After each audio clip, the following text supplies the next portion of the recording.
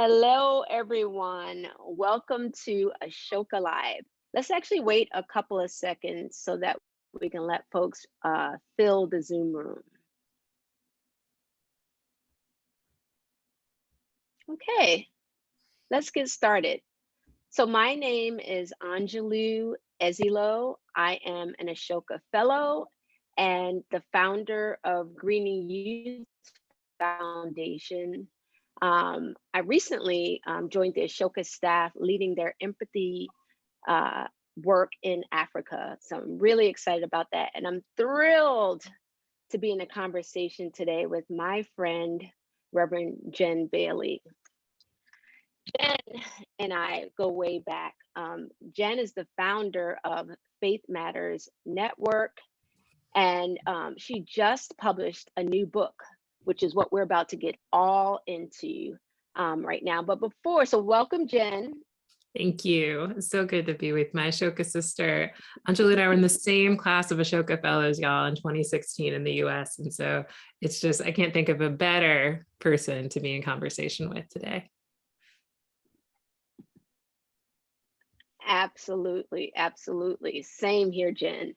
I know, and before I kind of get into the logistics of this, you don't know how happy I was to see you when you walked into that room. We talk about representation matters. I was like, Jen, my people. It was amazing. It was amazing.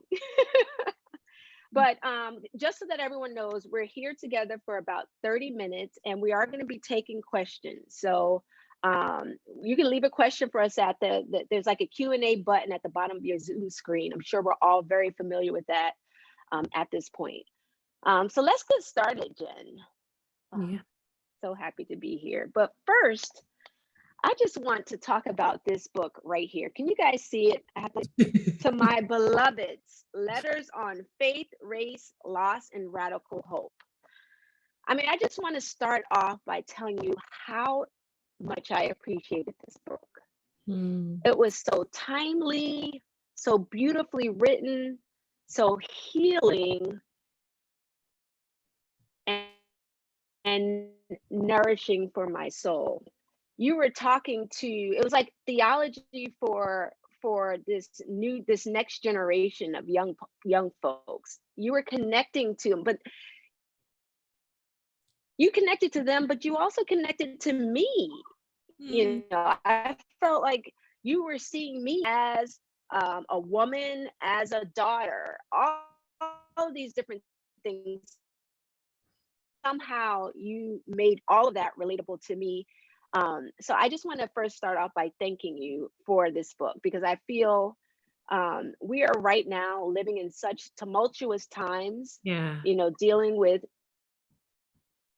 pandemics and, you know, race going on, that people are just having to adapt and are dealing with loss left, right, and everywhere. So talk to me a little bit about why you thought this book needed to be written now. Yeah, well, thank you so much for those kind words. I think anybody who's written a book can tell you, you kind of tarry by yourself with it and sit with it and fall in love with it by yourself. And then you got to let it go into the world and not know how it's going to be received. And so thank you for receiving it and its full intention. And, you know, this book was a very long time coming.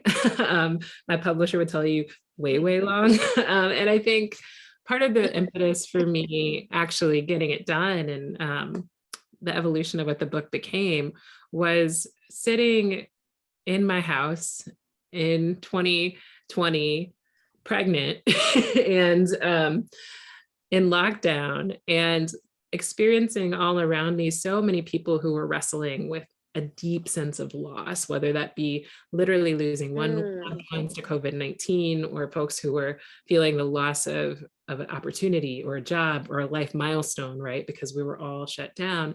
And one of the things that I knew from my lived experience, having walked with my mom when she passed away from cancer and having been present with people when they died, is that loss can be a gift if we open up our hearts. Grief can be a gift if we open our hearts to it and recognize we don't alone. And so it just struck me that some of those experiences of grief and loss that I'd had and the lessons that I'd learned from the women, particularly the Black women in my life, who had really grounded me in this sense of hope in the midst of death dealing circumstances, might be useful for folks today. And so that's why it felt like timely that this book would emerge out of me at this particular moment. It's timely. Yeah, absolutely. Wow, wow. And it's so interesting, Jen, because I really feel that when we say timely, um, I just recently lost my dad, Mm, not even a week ago, and you know, uh, Amy reached out to me and said, "Do you still want to do this?" Able to talk to Jen.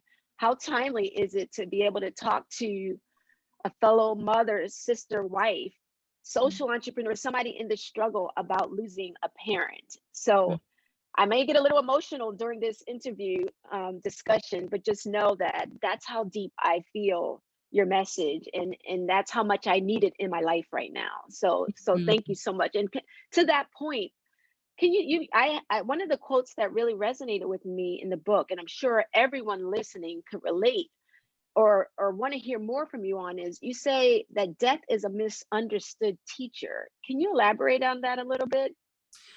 Yeah, well, first and foremost, I am with you in your grief and the memory and the honoring of the memory of your dad. And I know when we lose a parent, it's like we have to reorient our whole world in Yes. it just Yes. it knocks us off of our axis and our self-understanding. And so just know that you are held and you are loved even as your world begins to rearrange itself. And so I'm sending you so much deep love. Um, I think in the Thank American you. context, death is viewed as something that happens and then we shove it away, right? Culturally, in the US, we don't necessarily have a ton of great collective mourning practices. Different religious traditions do, right? And I think those that have held on most deeply to um, ways of engaging with death as part of a life cycle are often those communities that have been marginalized, right? So I think about in my own tradition, the Black church, a homegoing service, not a funeral, but a homegoing service might last up to Right. us, right? Like that there's something Right. Right. Right. like the collective mourning and grief, right? The being together in the midst of death that helps us call people back in to our present circumstances and time. And so when I say that death is a misunderstood teacher, I think that's in part because people assume that the lesson of death is finality. But to me, I found death to be a very natural part of what it means to live. And as part of that Mm. living, um, that when we remember those who've transitioned, it calls them back into the present, right? It calls them back to life, calls Yes. them back into memory. I think about like images of conjure, right? In my own tradition, right?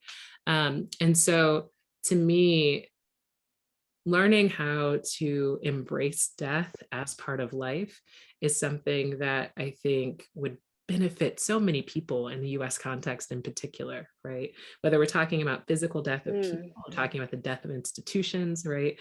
Um, that death is not something to be feared, but something that is part of what it means to live. And so that's what I meant when I wrote that. I so appreciate that. And I also think, um, to add to that, it kind of goes hand in hand with everything is changing. So everyone is losing something and everything is changing. So as part of understanding the process of change and having to adjust to it, it's kind of, it can be bumpy, because you're used to things being a certain way, you're used to this person being in your life, and then all of a sudden you're having to adjust, as you said. um I would love, and I wish we had so much more time because I would want to delve so deep in every one of these topics. But when I have the Reverend Jen Bailey here, I just need to make sure I touch on just several topics so that we can, get your view on these different points. Mm. Little Max. Let's talk about Little Max. So you welcome Mr. Max into this world, and talk to me about that. Talk to me. Let's talk about being mamas of Black boys, because Yeah. I also have two young men that aren't as young as yours. They're like in their 20s, but I just want to add to that. There's a tremendous amount of joy that comes with bringing any child, but particularly a little young warrior into this world. But bringing this child into the US for me came with a lot of fear and anxiety. So birthing a Black boy in the US really is very complicated and complex. And Yeah. I'm thinking of, there's the backdrop of, the unjustified killings, and Yeah. there's just so much that that comes to mind. So you talk about mothers of the movement, Yeah. so expand on that a little bit. And plus, I just want you to talk about Maxim. Yeah, thank you for letting me talk about my baby. And so one of the letters in the book is addressed to Max, and I wrote it while he was still in my womb. And I was trying to figure out for myself what it meant to be a mom, um, a mom of a baby that wasn't here yet, and a Black baby, a Black boy child. um, All that. all of that. And what was striking to me is that I was talking to a wise womanist elder, so a Black female mentor of mine. When I told her I was pregnant, she had this way of knowing. So she looked over her glasses, she stared at me, and she said to me, birthing a baby in these times is an act of radical hope. And I said, Mm. oh, yes, ma'am, as I often do when I'm talking to Black women in my life. And I think what she meant is, in a world where there's so many death-dealing forces afoot, you know this all too well, when we think about the existential crisis of climate change, or we think about just in the Yes. US, the threats to democracy worldwide, when we think about the uncovering of centuries of racial injustice in the United States that is coming to bear and coming to light in very particular ways in this moment. I was thinking as I was writing to Max about what I call it, it's called the mothers of the movement. So mothers of largely Black men, but also young Black women who've been unjustifiably killed by the state. And I thought about Mamie Till, the mother of Emmett Till. Mm.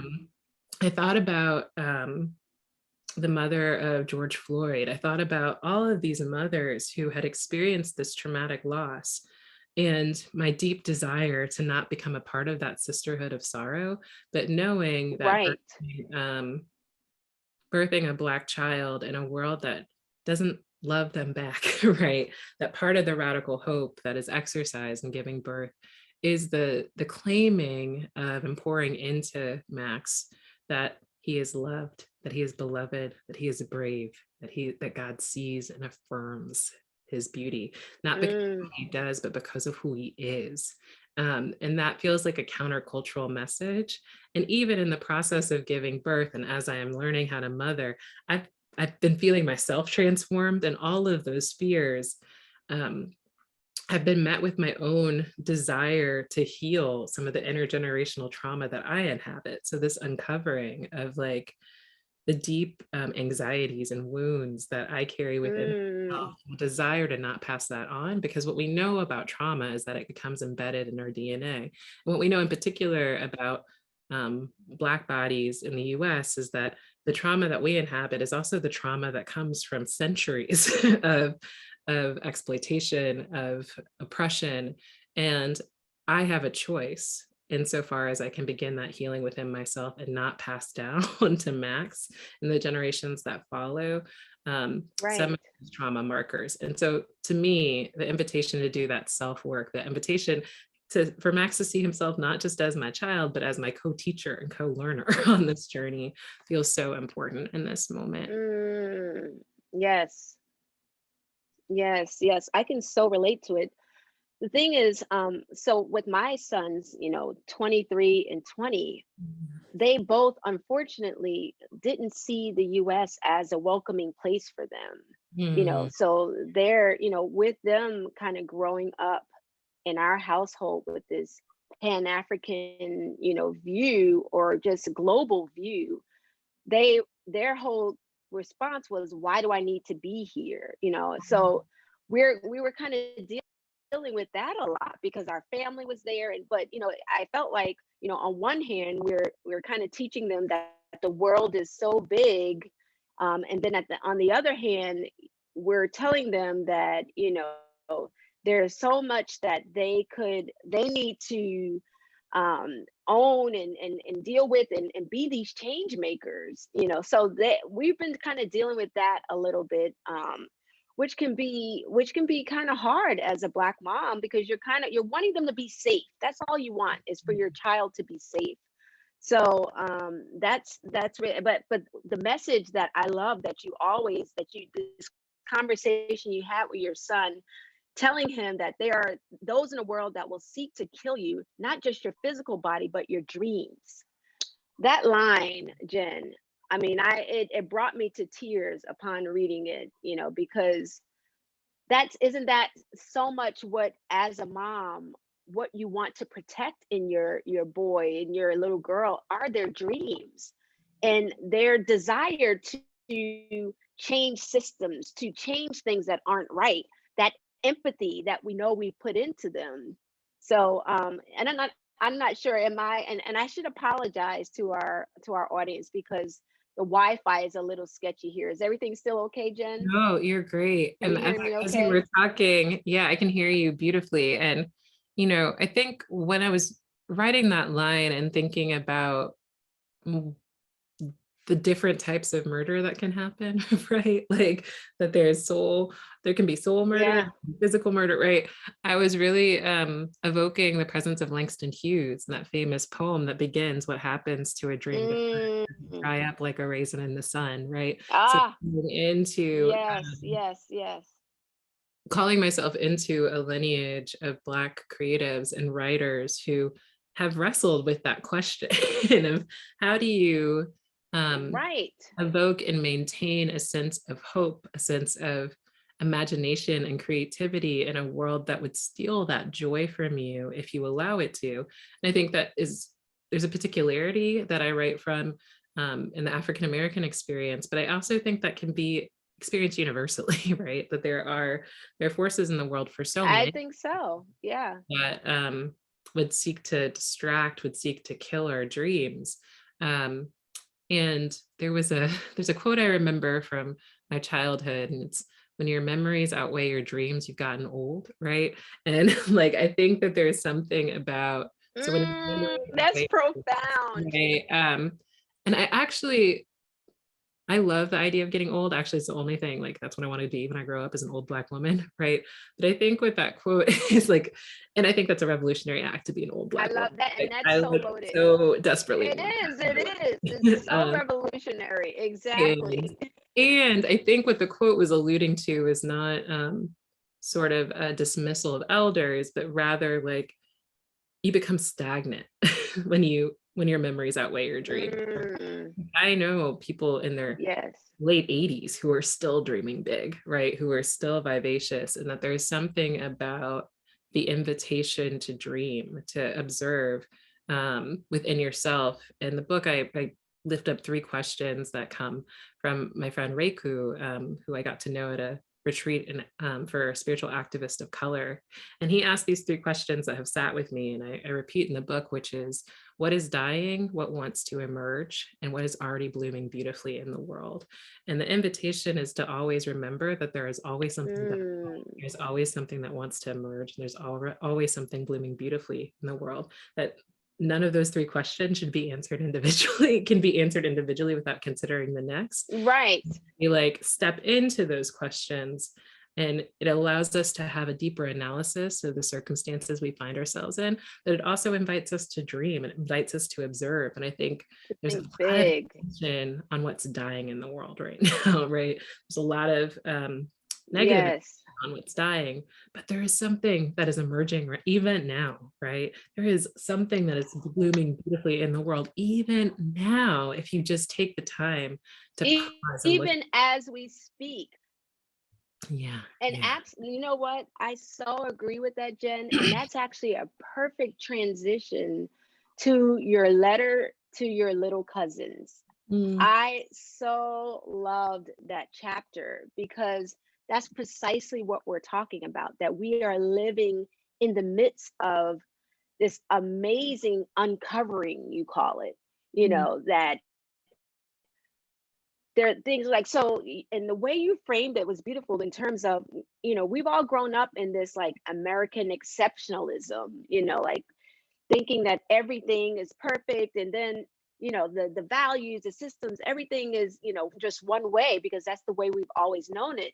And then now that we are seemingly living in this like upended environment, apocalyptic as you say, um, you might want to be extremely depressed and focus on the negative, but I totally agree with you that this is an amazing and beautiful opportunity to rebuild. It's clear that things need to be changed, that as within Ashoka we always say that that's the old way of doing things. We have this new paradigm that's happening, that we all need to be learning these new things and new change making skills and all this kind of stuff. So your description of Gen Zers, them being pragmatic idealists and how they're not afraid to question authority or status quo, and they're always trying to figure out you know how they can make things better. Talk to me a little bit about letter to little cousins and what you had in mind when you were writing that chapter. Yeah, so I wrote that particular letter began as a baccalaureate address that I gave at Elon University a few years ago. And I know it was 2019 because it was 10 years from when I had graduated from college. And so part of that letter emerged Wow. a space of deep self-reflection and thinking about what would I have wanted to know at 21 that I now could sit with at 31, knowing that for the young people that I was speaking to in that moment, like I wasn't old enough to be their mama, or that I could be an auntie, right? Like the cool auntie that like an offer advice you could take or leave, because I was removed enough to be reflective, but close enough to kind of remember the anxiety that emerges when you're first graduating from college. And a couple of the observations that I was Mm, making of the younger folks who were my teachers, right? Even as we were in sort of a mentor-mentee relationship, which I like to break those silos down and think about that as co-learning, yes. together, is that there was just if millennials, of which I am proudly a millennial, part of our moment of awakening was kind of thinking in the context of the Great Recession and the war in Iraq and like the collapse of systems. I think one of the things that we've taken really seriously Yeah. is the desire to sort of map out what's emerging in the world. So I call it in the letters that millennials are a generation of cartographers, that as new land masses are developed, part of what we were called to do is start like Yeah. tracing, like, oh, what's the landscape now? Oh, there's been like a whole new landmass that popped up over there. Let's figure this out and map it. But one of the great gifts of getting older is realizing that I don't need to build on that land, right? That actually the tools and gifts I've noticed in Gen Z is like this deep pragmatism, this deep practicality, this no nonsense. I think it's because they're mostly raised by Gen Xers, right? Like this total view of the world that is That would very be me. right. That's very practical. Like there's a little bit of sarcasm with them. Again, I think it comes from their parents, right? That they are aware of like the challenges before because they've grown up alongside these challenges, right? And rather than growing up alongside Absolutely. like technology, they were given an iPhone, right? They started a different level. It's everything from, Yeah. noticed Gen Zers who rather than advocating for like extra time off or like unionizing or seeking to unionize, right? So they have a different understanding. They're Right. like, well, why wouldn't I just union? Hmm. Like, you know what I mean? Like very practical. And so I say all that to say, I think when we look at the challenges before us, these huge existential problems, generational problems, we're going to need the genius and ingenuity of every generation to confront those challenges. And the more that we can Mhm. invite people into their giftings. But also, I also say in that letter, like, it's okay to take a break, because I also think that um, we need one another, not just to show up well, and to be able to trust enough to take Yes. the Yes. pause and breaks and rest and Sabbath, in the language of my faith tradition, in order to continue showing up. And so those were all the sort of like, if I wish at 21 I knew it was okay to take a nap. Not right. Like, I wish at 21 I knew it was okay to like go to a nonprofit organization immediately, right? Like, that I grew up feeling very fast and long Right. and a Right. little shaky as a result, and burnt out 3 times in my 20s, right? And I don't want that for the next generation that's coming up. That is so, so profound, so profound. Because as a Generation Xer, that was kind of my thing of all, just like multiple phones and just trying to do all these things at the same time. And if I could tell myself, my 30-year-old self, just relax. It's okay. Just slow down. And you say, life is spent in the in between times. To me, that was everything. Like, we're always trying to plan to do all these different things, but guess what? Life is still happening. So that's what I've been telling my sons, that it's okay to pause, because with me, there was such a tremendous guilt in pausing and taking a break and taking naps. Now there's like nap ministries. Have you heard about that? Yes, of course, of I course. love it. Shout out to the I nap love machine. it. No, but it's really, really, it's just important. And then you talk about the role in shape a better future. It's more that's lazy to be cynical, but to have radical hope, kind of like empathy, you're actually identifying issues and doing something about it. Expand on that a little bit. Yeah, absolutely. And Am I um, frozen?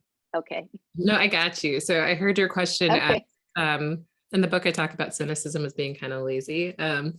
And I ground the book very much in my own, yeah, I'm Reverend Den. So it's like very much about sort of my faith tradition and the women in particular of my own spiritual lineage. So Black women in churches, the church mothers, as we call them in my tradition, who were largely women who came out of the Jim Crow South, who knew what it was like to live under oppressive structures, both under patriarchy and under racism, and who, even despite the conditions Mm, for them, taught me that you had to have hope, and that hope was based not in yes. like a far off type of like blind optimism, but rather the core belief that they lived, which is that we have the ability to transform the material conditions of the world in the here and now. And it may not look big, Mm, right? But and it was so deeply anchored in their faith that the God that showed up for them, that had shown up for their grandmother and their great grandmother and their great grandmother, was the same God in their tradition that was sustaining them even then. And they had seen in their wow. life story, right? Um, what progress could look like, even if it was long and slow and wasn't exactly as they had seen it. And so I was raised by women like that, raised by a community of Mm, some of them never mm. gave birth, right? And so I can hear them like yelling at me when I get too cynical or pessimistic, or when I start to question. And the response that they always told me when I would be in my feelings, as we say, was just keep living. Mm. Just keep living, baby. Just keep Just living. keep living. And Just like keep living. at the time, I didn't realize that that was a prophetic utterance on their part, right? Like that there's no guarantee to life, but when you continue to live and push day by day, to get to know yourself more deeply, to get to know like where you come from and where you're like the people who ground you, when you're formed in community, you're never alone. And I Mm, think that's part of what they were communicating to me as well, that radical hope is not an individual act, but it is something that is lived and communal. practiced in community. Um, and so I give thanks for my spiritual lineage, for that faith that sustained my great grandmother, Martha Ann, and my other great grandmother, Helen, right? Mm. These women who Is her came, name Helen? Helen, yeah, my great grandmother's name That's was, my mom's name. oh, Yes. and she was from Shout Georgia. out to the Helens. Ah, my mom is from Georgia too. That's beautiful. Yeah, right. Wow. Shout There's out to something our in that. ancestors. I Yeah. love it. I love it. I love it. And I think we're getting this message that we're at time. Can we just do one quick question from the audience? Yeah, of I course. think that just one quick one, you guys. I know that we're at time, but I thought this one was really powerful. It says, Jen, would you count motherhood as one of those things that is being reinvented in this era? Mm, What do you see dying, emerging there? yeah. So I think so the answer is absolutely, right? I think that um when I think about my friends and I and how those of us who've chosen to give birth, or those who've not chosen to give birth but who've chosen to mother in untraditional ways, what I've seen is a real broadening in the definition of what motherhood can be and an orientation towards sort of a more communal collective raising of children, or a return to that, that has felt really important, um, Mm, and a truth telling that I've seen, right? Like there's this sort of secret knowledge that I think mothers carry, like whether it be like what happens to your body after you give birth, y'all, it's a lot, right? I see people like beginning to share freely, not just out of the gifts of motherhood, but to share more openly their struggles, particularly for those who find themselves yes. to work, like working, whether by choice or by necessity. This myth that we can have it all and have it all individually and Mm, all. I've seen a lot of people resisting, recognizing that what it means to be able to raise children effectively in this season of the world is that it happens communally and collectively. And so I've seen this pivot from sort of the emphasis on the nuclear family as the only way, like to raise kids. yes. There's been like a broadening of like, we can't do this alone, y'all. So what we gonna do? You picking up so and so? Okay, right. This pivot back to a communal orientation and an honesty being shared about what's difficult. And I'll also say, to close, one of the things that has been most challenging for me, both spiritually and personally in this season of my life, has been emerging into motherhood without my mom. My mom passed away in 2016, and my grandmother passed away at the end of August, her mom, and she was my last living grandparent. And so part of this struggle, Mm, and so what wants to emerge, I think, in me, in the presence of those deaths, has been a desire to tell their stories to Max, right? To through the yes. telling of their Yes. stories, begin to identify the parts of motherhood that were modeled to me that I want to carry forward, and get real honest with myself about the harmful patterns that I saw in my own family and the mothering Mm, that I don't want to carry forward and let go. The sort of yes. self-sacrifice that Black women have to be strong and have to carry everything by themselves. I would argue contributed to my mom's early death, right? Like that attention to everyone else but yourself. And I don't want to pass that down. And Can so can we can we have another session on that? We need another session just on that. yes. Well, this has been such a delight for me. Wow. Wow. Well, I want to I'm giving you a virtual hug. I really need to hug on you because this was just everything I know I needed. So I'm going to encourage everyone to get this book. I don't know if you can see it, but it's just everything you need to read about right now, in this time, and give it to others as a gift. I mean, it was beautiful, beautifully written. So with that, I think we need to wrap. Look out for a follow-up email that has a link to this conversation that I had with my buddy Jen Bailey here. And we'd like to wish you all a very happy new year. And please look for us in January so that when we resume our weekly conversations and when it kicks off again. So thank you, everyone. Yeah, And thank thank you you for so much. joining us this evening. Peace and blessings. Take Bye, care. sis. Bye. Love you.